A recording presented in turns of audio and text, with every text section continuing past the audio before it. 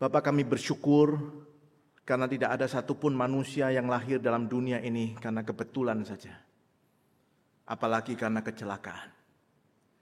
Tetapi ada maksud Tuhan dan Engkau yang akan memimpin, memberkati, memelihara setiap manusia, insan di dalam dunia ini di tengah segala keberadaan mereka. Kami bersyukur untuk anak-anak-Mu dari Yayasan Prima Unggul yang sudah menaikkan pujian bagi nama Tuhan.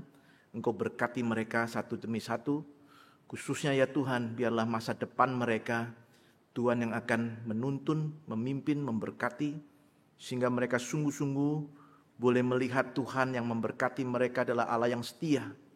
Yang menuntun mereka menjadi pribadi-pribadi yang memuliakan Tuhan, menjadi berkat bagi banyak orang.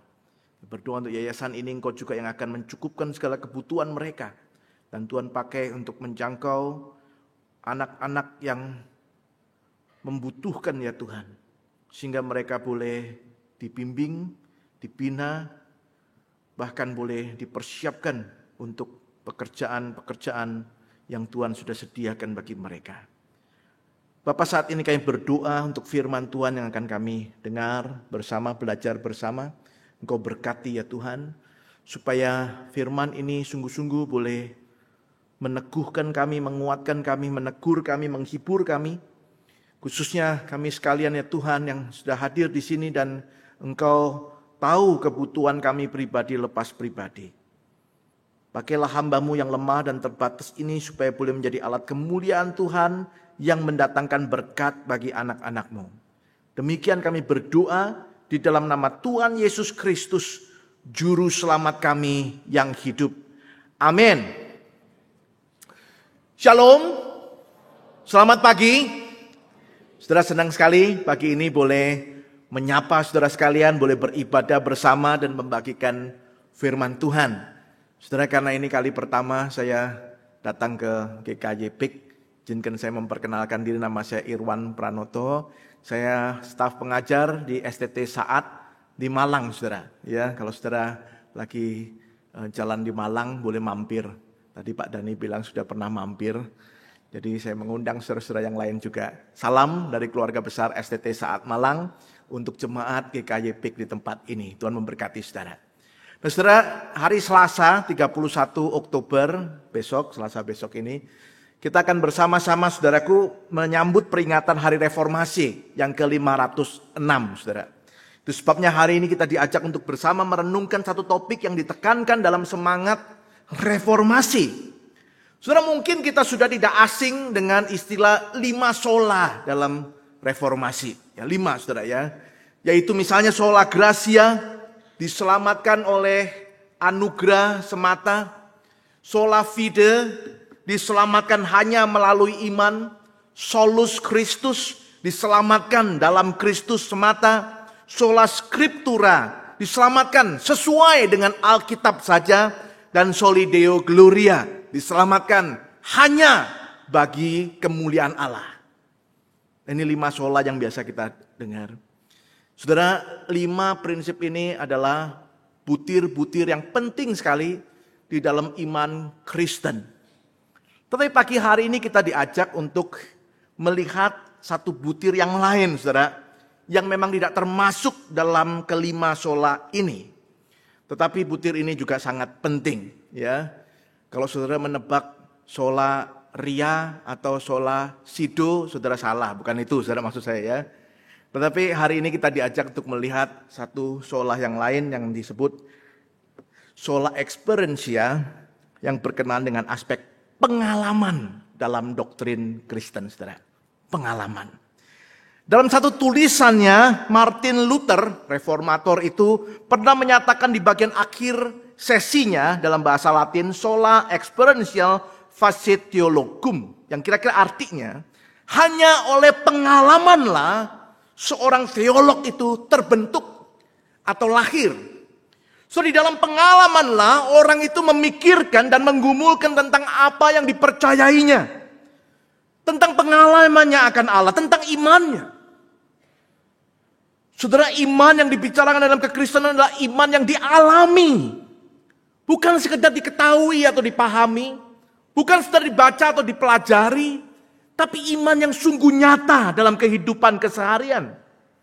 Mengenal Allah tidak bisa dipisahkan dari mengalami Allah dalam hidup seorang Kristen. Saudara, itu sebabnya kita diajak untuk belajar tentang pengalaman ini.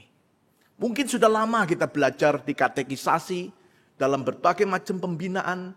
Tetapi adakah kita sungguh-sungguh mengalami Tuhan? Sudah sering kali orang Kristen belajar tentang Tuhan hanya sekali seminggu di dalam ruang kebaktian. Atau mungkin yang datang 2 kali, mungkin ada ibadah doa.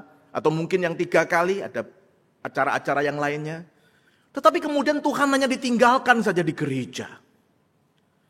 Tuhan tidak nyata dalam kehidupan sehari-hari.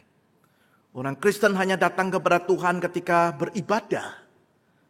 Lalu belajar tentang Tuhan. Tetapi berapa banyak yang sungguh-sungguh mengalami Tuhan. Nah, saudara, mari terlebih dahulu kita melandasi renungan kita dari 2 Timotius 3 ayat yang ke-10 sampai ayat yang ke-17. 2 Timotius 3 ayat 10 sampai 17. Nah, saudara, saya akan menjelaskan per ayat.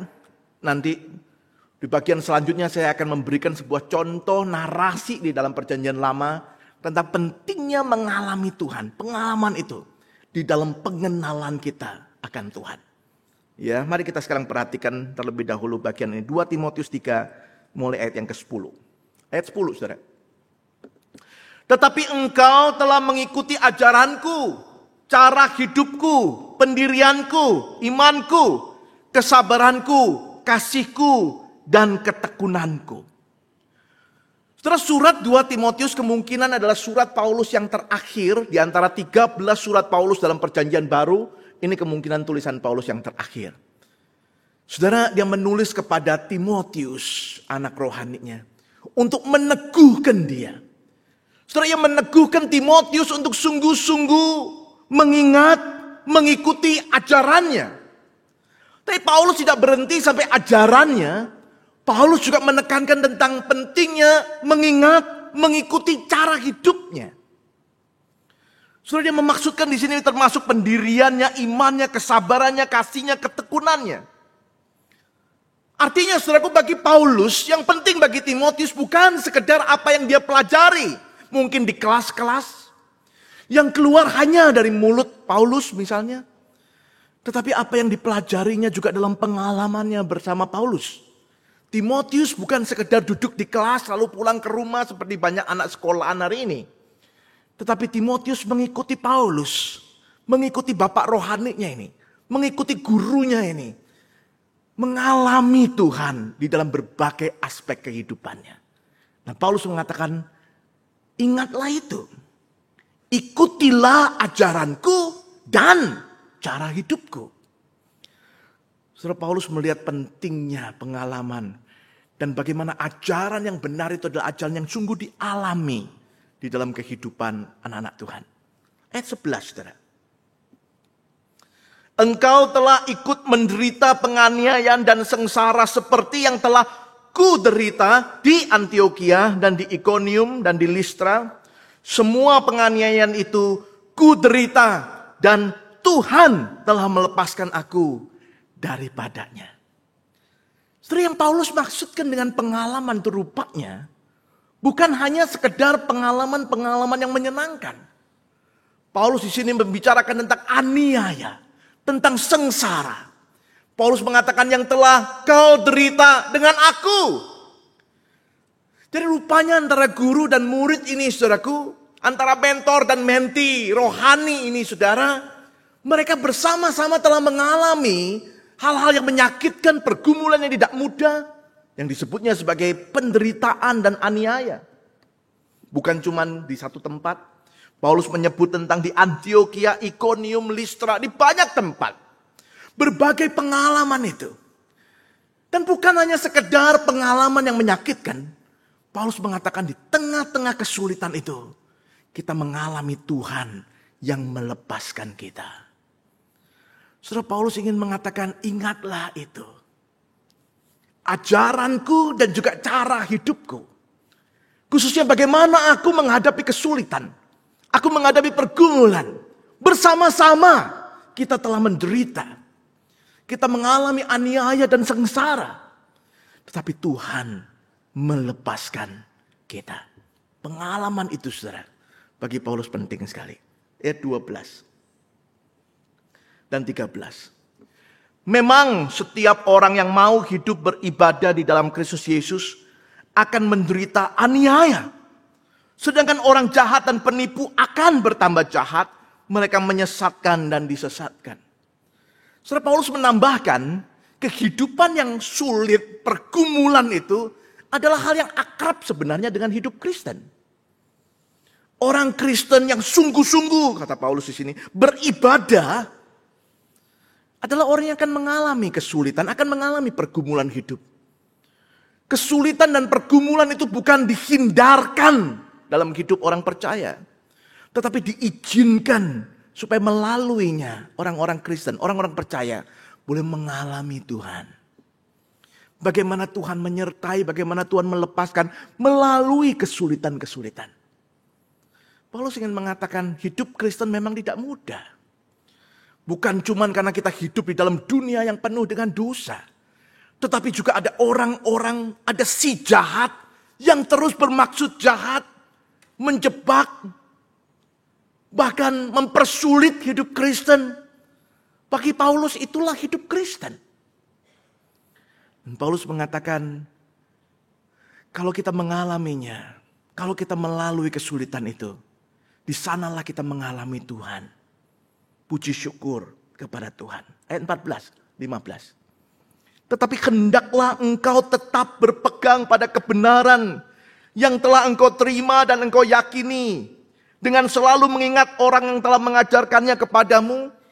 Ingatlah juga bahwa dari kecil engkau sudah mengenal kitab suci yang dapat memberi hikmat kepadamu. Dan menuntun engkau kepada keselamatan oleh iman kepada Kristus Yesus. Kuncinya bagi Paulus untuk kita bisa di tengah kesulitan, di tengah pergumulan, mengalami Tuhan adalah berpegang teguhlah pada kebenaran. Paulus mengatakan, bukankah aku sudah mengajarkan kebenaran itu kepadamu? Dan bukankah keluargamu, dalam hal ini ibunya, neneknya daripada Timotius, dalam keluargamu juga sudah diajarkan kepadamu tentang kitab suci. Berpegang teguhlah di sana. Jadi bagi Paulus dua hal ini sangat penting. Berpegang pada kebenaran kitab suci dan mengalami kebenaran itu melalui pengalaman-pengalaman yang tidak mudah. Di sana Tuhan akan dialami. Saudara, Paulus mengatakan penting sekali dua ini menjadi satu. Kita berpegang kepada kebenaran, tapi bukan fanatisme yang hanya pokoknya di dalam pikiran, karena tahu, karena kenal, karena belajar, tetapi karena mengalami. Jadi ajaran itu hidup di dalam kehidupannya. Dia mengenal Allah melalui kesulitan-kesulitan, pergumulan-pergumulan. Bukan cuma sekedar teori yang dipelajari di kelas-kelas. Ayat 16 dan 17. Segala tulisan yang diilhamkan Allah memang bermanfaat untuk mengajar, untuk menyatakan kesalahan, untuk memperbaiki kelakuan, dan untuk mendidik orang dalam kebenaran. Dengan demikian, tiap-tiap manusia kepunyaan Allah diperlengkapi untuk setiap perbuatan baik. Jadi ada dua hal ditekankan Paulus. Yang pertama pentingnya kitab suci, pengajaran yang benar. Nah saudara, topik ini akan saya bahas khusus nanti sore. Ibadah ketiga dengan tema yang khusus tentang kitab suci. Tapi pagi hari ini kita akan belajar yang kedua yang ditekankan Paulus tentang pengalaman yang dialami di tengah kesulitan itu. Saudara, bagi Paulus penting sekali untuk memiliki pengalaman hidup bersama dengan Allah itu. Saudara, bagi Paulus yang penting itu bukan hanya Allah yang dipelajari di kelas-kelas, tetapi Allah yang dipelajari di ruang-ruang kehidupan kita. Pada waktu kita menangis, pada waktu kita berdoa, pada waktu kita bersyukur. Bagaimana kita tahu Tuhan adalah Allah yang sungguh mendengar. Bagaimana kita tahu Allah Tuhan adalah Allah yang sungguh menyertai. Bagaimana kita tahu Tuhan adalah sungguh Allah yang melepaskan. Saudara, jangan salah. waktu Paulus menulis surat ini, kemungkinan besar dia masih ada di dalam penjara dan beberapa saat lagi dia akan dijatuhi hukuman, saudara. Saudara, tadi saya katakan surat ini kemungkinan surat Paulus yang terakhir. Kalau saya membaca pasal selanjutnya, pasal yang keempat, di sana bahkan LAI memberi judul pesan terakhir. Paulus hampir dan dia tahu dia akan segera sampai kepada akhir hidupnya. Nah, saudara, dia justru menulis surat ini dalam keadaan yang seperti itu. Bagaimana dia mengatakan kepada Timotius, kita mengalami Tuhan yang melepaskan kita. Saudara, kalau dia ngomong begitu ketika dia sedang di luar penjara, ketika dia sudah bebas, ketika dia sudah memimpin gereja besar, oh gampang, saudara. Tapi kalau itu dikatakannya di penjara, pada waktu dia sedang menghadapi suatu dalam waktu yang tidak lama lagi, hukuman yang akan dijatuhkan. Saudara, itu baru iman percaya seorang Kristen. Dia mengalami Tuhan. Dia tahu siapa Tuhan. Dan dia di tengah-tengah kesulitannya menerima penghiburan yang sempurna dari Tuhan. Nah, saudara, itu yang dia mau supaya Timotius juga punya. Sebagai hamba Tuhan yang lebih muda, supaya dia juga punya. Bukan cuma teori, tetapi praktek kehidupan mengalami Tuhan itu. Nah, saudara, pagi hari ini saya mau memakai satu kisah di dalam Alkitab, khususnya Perjanjian Lama, untuk mengajak kita menghayati pengalaman hidup itu. Pentingnya pengalaman hidup itu di dalam pengalaman hidup mengalami Tuhan, maksudnya di dalam kehidupan setiap orang percaya. Saya mengajak kita untuk belajar dari satu tokoh Perjanjian Lama yang bernama Yakub. Saudara, khususnya di dalam Kejadian pasal 32. Saya percaya tidak asing bagi kita nama Yakub. Saudara, Yakub adalah satu tokoh cucu dari Abraham. Bisa dikatakan dia ini adalah keluarga orang beriman. Keluarga dari umat pilihan Tuhan. Tentu saja dia kenal siapa Tuhannya. Ayahnya adalah Ishak anak Abraham. Yang pernah mengalami ujian iman yang demikian dahsyat. Saudara, dia tahu itu. Dia kenal Tuhan yang diceritakan oleh kakeknya, mungkin oleh ayahnya, mungkin oleh mamanya. Dia tahu itu. Tapi sekali lagi Tuhan kemudian mengizinkan dia bukan hanya tahu secara rasio, tetapi juga mengalaminya melalui sebuah peristiwa yang akan kita belajar bersama hari ini. Kita tidak baca Kejadian 32, tapi saya akan menceritakan kepada kita sekalian. Saudara, Kejadian pasal 32 dikisahkan Yakub malam hari itu.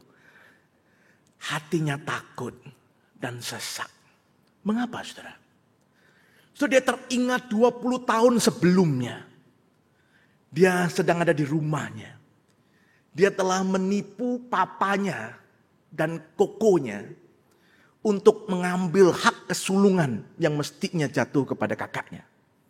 Saudara, dia tidak pernah lupa apa yang terjadi setelah itu. Atas arahan mamanya, sebenarnya dia kemudian menipu papanya.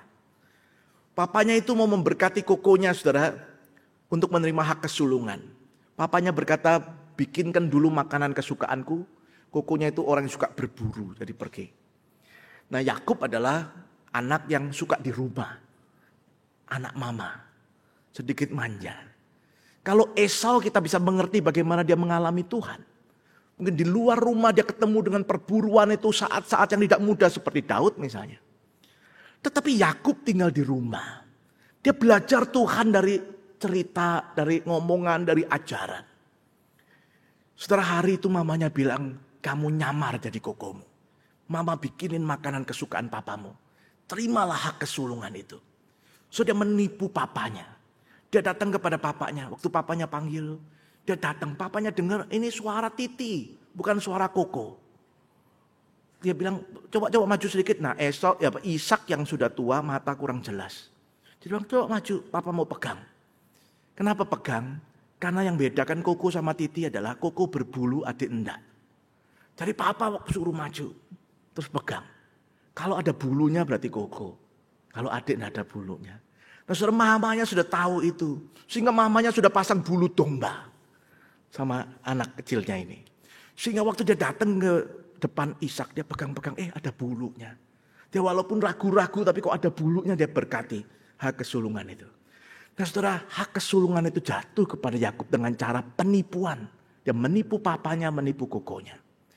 Nah saudara, waktu dia setelah mendapatkan hak kesulungan itu, Esau kokonya yang dengar tentang hal itu marah sekali. Di tengah kemarahan kokonya itu ngomong, saya akan bunuh dengan tangan saya sendiri. Nah saudara, mamanya dengar ini. Mamanya langsung buru-buru datengin anaknya. Wah gawat, koko lu mau bunuh kamu. Sekarang juga lari. Dia suruh anak yang kedua ini lari ke kampung halamannya. Ke rumah saudaranya bernama Laban. Dia bilang pergi ke sana. Kamu harus jauh-jauh. Jangan balik kalau bisa. Karena nanti kokomu bunuh kamu. Hari itu untuk pertama kalinya Yakub pergi jauh. Sekali lagi. Dari dulu dia cuma di rumah. Dia belajar tentang Tuhan melalui papanya, melalui mamanya. Sekarang dia belajar tentang Tuhan melalui kehidupannya, pengalamannya. Alkitab berkata di tengah jalan pelarian itu, dia sendirian. Bayangkan seorang muda yang masih sendirian. Baru keluar dari rumah itu. Ketakutannya, kekhawatirannya. Pada waktu itulah Tuhan menampakkan diri kepadanya. Ada tangga menuju ke surga. Malaikat digambarkan naik turun di sana. Dan Tuhan berjanji kepada Yakub, aku akan menyertai engkau. Satu kali engkau akan kembali lagi ke tanah perjanjian yang dijanjikan kepada Abraham, Ishak bapamu dan engkau hari ini. Saudara ingat itu. Dia belajar tentang Tuhan. Lalu dia meneruskan perjalanan ke rumah Laban pamannya. Nah saudara tidak diduga dia punya paman yang tukang tipu. Jadi mamanya ajari dia tipu. Nah saudara mamanya tukang tipu. Jadi ini keluarga penipu. Komplit sudah. Saudara dia ditipu sama pamannya ini. Sampai dia tuh bekerja buat pamannya 20 tahun. 20 years. 1 tahun untuk mendapatkan gadis idamannya. Tapi dikasihnya JJ-nya. Terus suruh kerja lagi 7 tahun untuk dapatkan memenya. Terus suruh kerja lagi 6 tahun tambahan untuk kerja untuk dapatkan ternak-ternak. Jadi Yakub ditipu sama mertuanya. Tetapi Yakub bukan orang sembarangan. Ini orang lihai. Pintar sekali otaknya. Dia rupanya banyak belajar mungkin waktu di rumah itu. So dia tipu balik mertuanya. Jadi dia mendapatkan ternak-ternak yang banyak sekali. 20 tahun itu. Dia punya 2 istri, 2 gundik, 11 anak. Dan ternak-ternak bahkan harta. Dia memutuskan saya harus kembali lagi. Ini mertua, tukang tipu. Dia mau kembali lagi ke rumahnya. Nah pasal 32 kitab Kejadian ini adalah dalam perjalanan balik itulah. Di tengah jalan itu. Dia kemudian teringat akan kokonya yang marah itu. Tiba-tiba dia tersentak dengan kalimat kokonya. Aku akan bunuh adikku itu dengan tanganku sendiri. Kaget dia. Wah gawat ini. Ya. Dulu dia cuma sendirian. Itu aja sudah gemeteran, takut, khawatir, gelisah. Sekarang keluarga besar. Istri 2, gundik 2, anak 11, budak-budak semua. Bersama ternak. Wah nanti ini terjadi pembantaian sama kokonya. Dia takut sekali, dia khawatir sekali. Saudara kalau saudara membaca Kejadian 32 ayat yang ke-7. Di sana dikatakan, perhatikan. Lalu sangat takutlah Yakub dan merasa sesak hati. Itu perasaannya. Dia merasa takut dan sesak hati. What will happen next?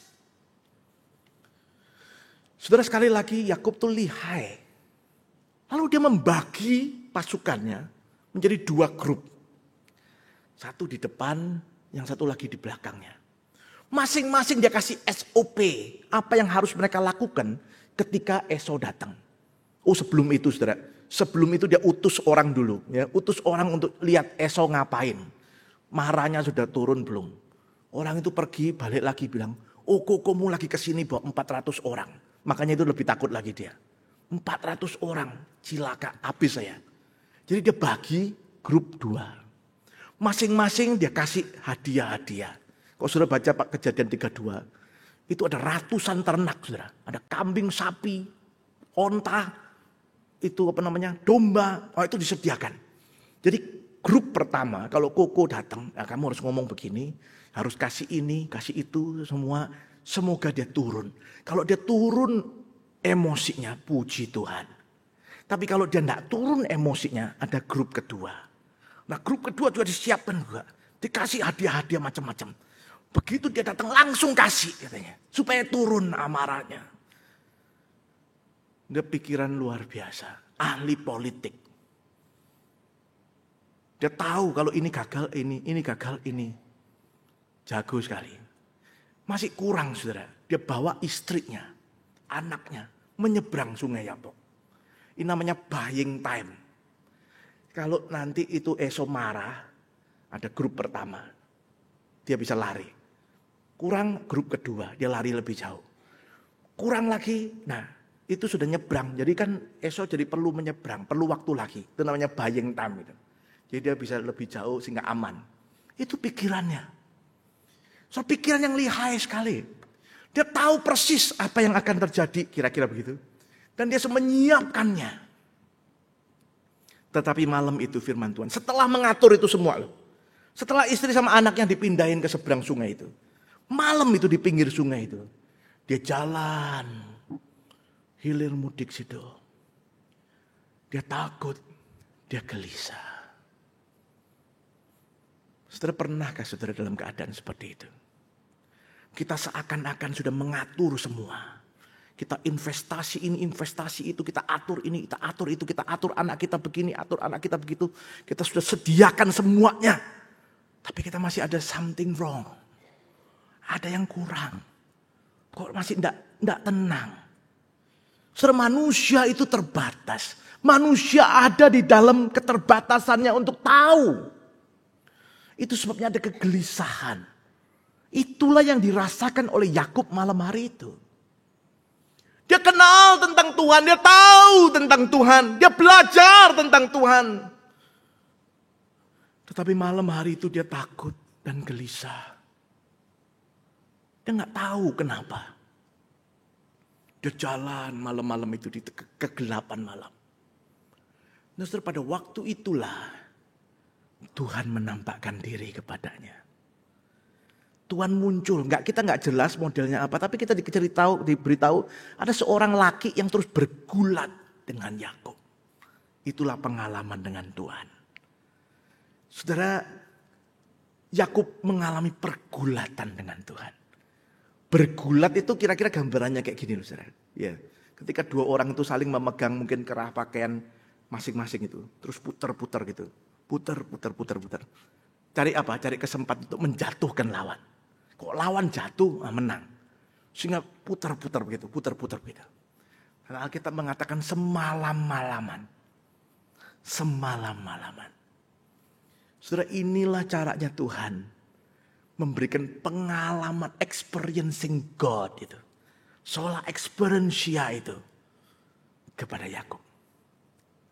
Saudara, Yakub belajar 3 hal yang saya mau ajak saudara belajar pagi hari ini.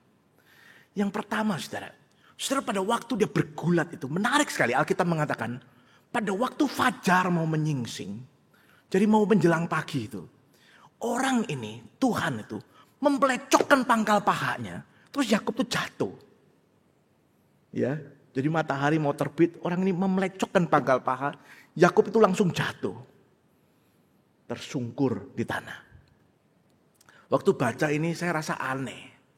Kok rasanya gampang sekali kan? Tinggal diplecokkan pangkal pahanya jatuh. Saya tanya, kenapa gak diplecokkan jam 10 malam? Betul gak? Kenapa kok tunggu subuh? Tunggu pagi? Kenapa gak setengah 11, jam 11, setengah 12? Kan banyak waktu. Gampang sekali tinggal dipukul pangkal pahanya jatuh. Kenapa gak dilakukan dari semalam-malaman? Saudara, saya menemukan sering kali Tuhan itu mengizinkan hal seperti ini. Untuk menjatuhkan, untuk membuat Yakub mengakui Tuhan. Gampang sekali. Tapi Tuhan seakan-akan ingin memberi dia kesempatan. Kamu pikir kamu bisa? Kamu pikir kamu hebat? Kamu mau coba caramu? Go ahead. Try your way. Take your time. Dan pada waktunya Tuhan plecokkan pangkal pahanya, dia terjatuh. Saudara, kadang dalam kehidupan kita berusaha sendiri. Kadang kita bahkan tahu ini Tuhan tidak terlalu berkenan, ya aku coba caraku sendiri. Saudara, kita membiarkan keangkuhan kita, kebanggaan kita. Kita kalau bisa menyelesaikan masalah sendiri rasa bangga, rasa sombong sekali. Kita tidak mau menyadari bahwa kita ini terbatas. Gampang sekali bagi Tuhan untuk menjatuhkan kita. Saudara, virus yang kecil aja bisa menggoncangkan seluruh dunia. Yang namanya COVID itu. Tidak susah. Tetapi karena kesombongan kita, karena kekerasan hati kita, Tuhan kadang mengizinkan kita mengaluinya. You want to try your way? Go ahead. Saudara, yang kedua yang menarik, bagaimana Yakub belajar tentang menyadari keterbatasannya. Yang menarik, saudara, waktu dia sudah tersungkur itu, terus Tuhan mengganti namanya. Tuhan berkata, mulai sekarang Yun namanya bukan Yakub lagi, tapi Israel. Artinya, kalau saudara membaca Kejadian 32 ya, hari ini kita tidak baca, nanti baca di rumah. Tuhan memberikan artinya adalah engkau sudah bergulat dengan Tuhan dan engkau menang. Saya waktu baca tidak ngerti. Yakub itu tersungkur di tanah. Tetapi Tuhan mengganti namanya berkata engkau sudah bergulat dengan Tuhan dan engkau menang. Loh, yang menang kan yang berdiri. Dia jatuh. Dia terkapar, tersungkur di sana. Tapi Tuhan bilang dan engkau menang. Saudara, ini kunci pergumulan Kristen. Pergumulan Kristen, kemenangannya bukan diletakkan ketika kita bisa berdiri dengan sombong, dengan bangga. Pergumulan Kristen, kemenangan terjadi ketika kita tersungkur di tanah. Dan berkata, Tuhan, saya bukan siapa-siapa. Engkau yang Maha Kuasa. Pergumulan Kristen, kemenangannya adalah ketika kita mengatakan bukan kehendakku Tuhan, kehendakmu yang jadi. Pergumulan Kristen, kemenangan terletak ketika manusia sadar, saya terbatas, saya tersungkur di hadapan Tuhan, dialah Raja segala raja. Saudara, adakah hari ini engkau sedang takut dan sesak? Sedang khawatir dengan banyak hal. Apa yang akan terjadi tahun depan? Bagaimana kalau keadaan tidak sebaik ini? Bagaimana kalau ada masalah ini dan itu? Saudara, sebelum kau melanjutkan langkahmu, sadarilah kita ini terbatas. Kita harus tersungkur di hadapan Tuhan dan berkata, Tuhan, Engkaulah yang besar, aku ini kecil. Aku mengakui Tuhan, jangan kehendakku yang jadi, kehendakmu yang jadi. Setelah itu yang dipelajari Yakub dalam pengalamannya dengan Tuhan. Semalam-malaman dia berusaha dalam tanda petik, menjatuhkan Tuhan. Gampang sekali Tuhan pelecokkan banggal pahanya jatuh. Tapi Tuhan berkata, engkau menang. You have won. Karena engkau mengakui aku. Nah, hal kedua yang dipelajari Yakub adalah bukan cuma sekedar menyadari keterbatasan diri. Tetapi mengakui kebergantungan mutlak kepada Tuhan. Orang kalau cuma menyadari terbatas, orang itu berhenti. Habis. Cuma ada pasrah, terus gak ngapa-ngapain, gak bisa apa-apa. Tetapi Yakub different. Setelah menyadari keterbatasannya, dia mengakui kebergantungannya kepada Tuhan. Alkitab mengatakan dia pegangin ke kaki dari orang itu. Gak boleh pergi. Orang itu sampai berkata, biarkan aku pergi. Fajar sudah menyingsing, aku harus pergi. Aku mau pergi. Tapi Yakub pegangi terus. Yakub mengatakan kalimat ini yang membuat saya sangat kagum dengan Yakub. Bukan kehebatannya, tapi kalimat ini. Saya bacakan, saudara. Yakub mengatakan ayat 26, pasal 32 kitab Kejadian. Yakub berkata, aku tidak akan membiarkan engkau pergi jika engkau tidak memberkati aku. Itu Yakub. Saudara, imannya kemudian diubahkan Tuhan menjadi iman yang berkata, kalau engkau tidak berkati aku tidak mau pergi. Aku tidak akan membiarkan engkau pergi. Saudara, dia sadar dia terbatas. Dan dia mengaku dia bergantung mutlak sama Tuhan. Kalau engkau tidak berkati aku tidak mau maju. Kalau engkau tidak menyertai aku tidak mau berjalan ya Tuhan. Karena apa artinya aku berusaha sendiri jika engkau jauh dari aku. Saudara yang dikasih Tuhan, saya tadi mengatakan ada banyak orang Kristen belajar tentang Tuhan cuma di gereja. Cuma dihibur-hibur di gereja, terus kita seneng, terus kita pulang, kita tinggalkan Tuhan di gereja. Kita jemput lagi minggu depan waktu kita datang lagi. Tapi kita tidak mengalami Tuhan.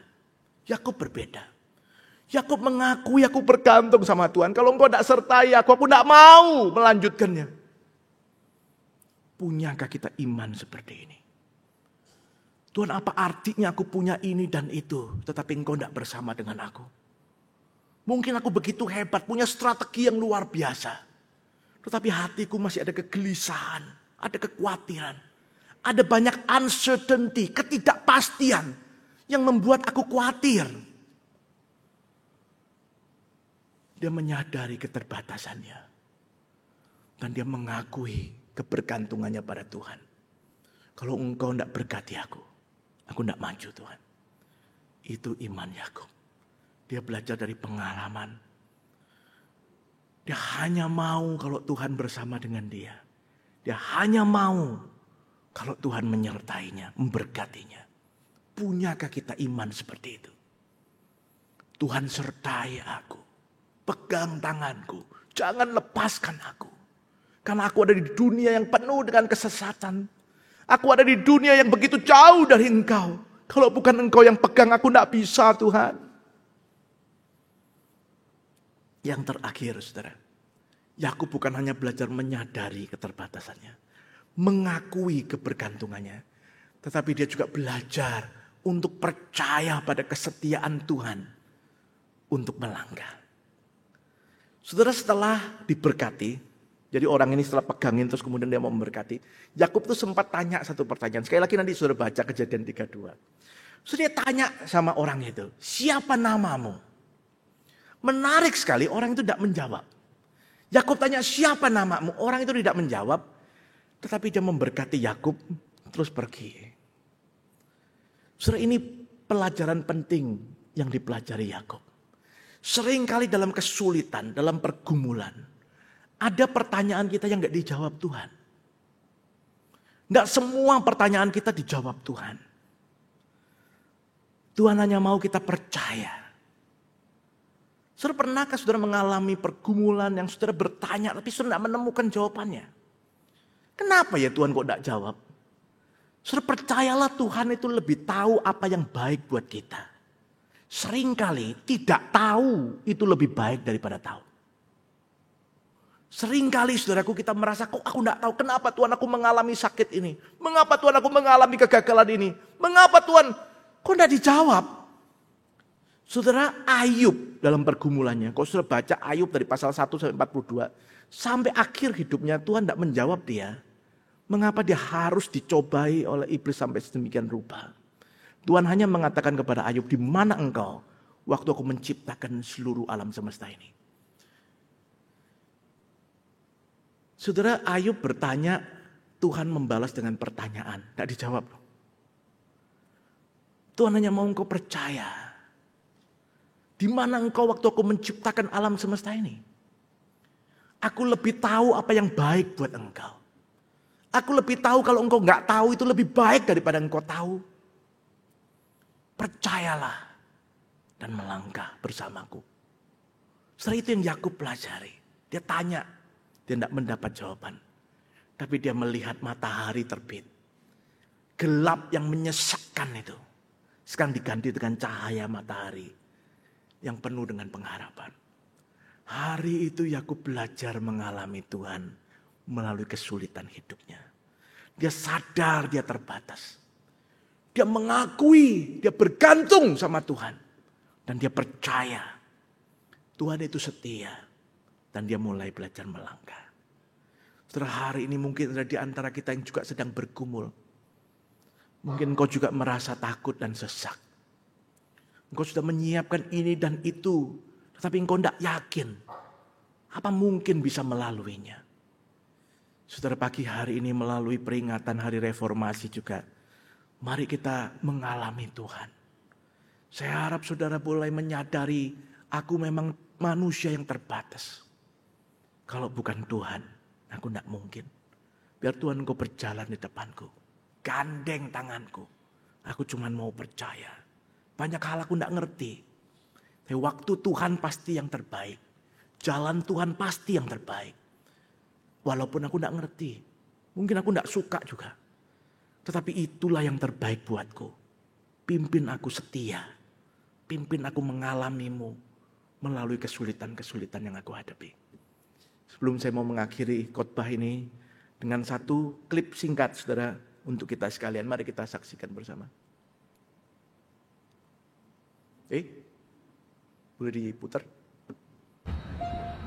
小美女，你去哪儿去了呀？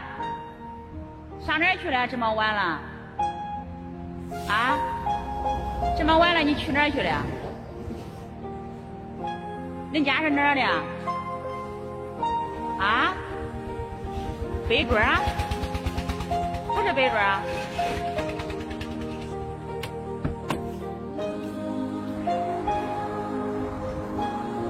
恁家是哪儿的呀？啊？那你咋自己搁这儿呀？放学回家了，恁家人咋不来接你啊？你认识路不认识啊？认识啊，我送送你吧。我到家都天黑了呀，闺女，知道吧？走，来乖。爸妈的电话也没有。你几岁了？几岁了？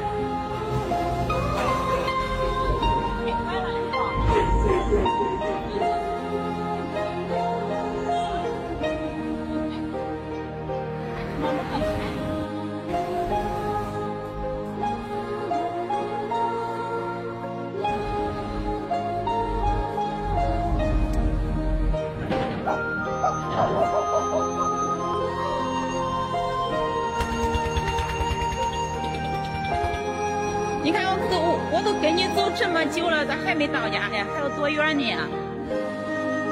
妞妞，你是不是迷路了？是不是迷路了？走，阿姨送你回家，你相信我，你看我都送你真远了，是不是？来，相信阿姨来。你看看，你都走过了，这边都7.2公里了。不哭啊！开始导航。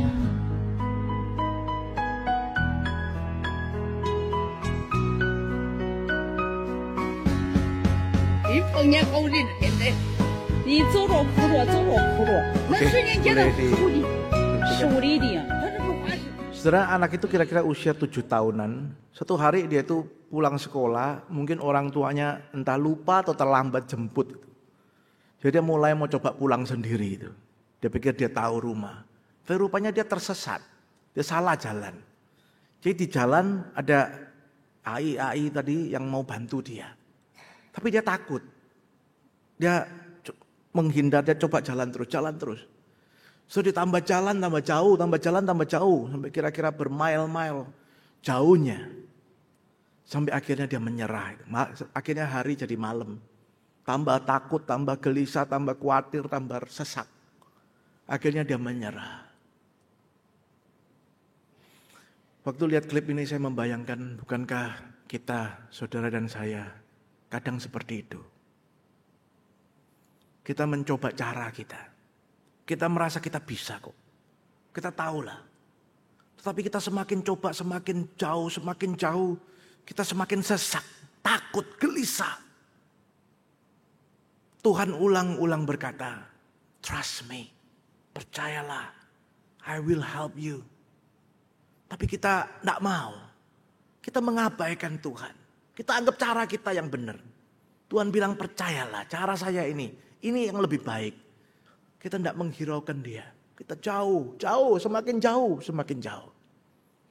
Saudara yang dikasihi Tuhan, kita harus sadar kita terbatas. Kita perlu Tuhan. Pagi hari ini ketika Tuhan berkata kepada kita, marilah kepadaku engkau yang letih lesu berbeban berat. Aku mau memberi kelegaan kepadamu. Maukah engkau datang, saudara? Apa yang kau khawatirkan? Apa yang kau takutkan? Tuhan tahu apa yang terbaik buatmu dan buatku. Mari kita buka hati. Kita undang Tuhan, pegang tanganku Tuhan. Aku gak tahu bagaimana lagi harus melangkah. Aku gak mau terus jalan dan akhirnya aku semakin jauh. Pagi hari ini buka hatimu. Percayalah kepada Tuhan. Walaupun mungkin pertanyaan-pertanyaan kita tidak terjawab. Tapi percayalah Dia setia. Dia yang akan menuntun kita mengalami kemenangan-kemenangan bersama Dia. Tuhan berkata, trust me. I will take care. I will help you. Maukah saudara membuka hatimu? Maukah saudara? Maukah saudara? Mari kita tundukkan kepala, kita berdoa.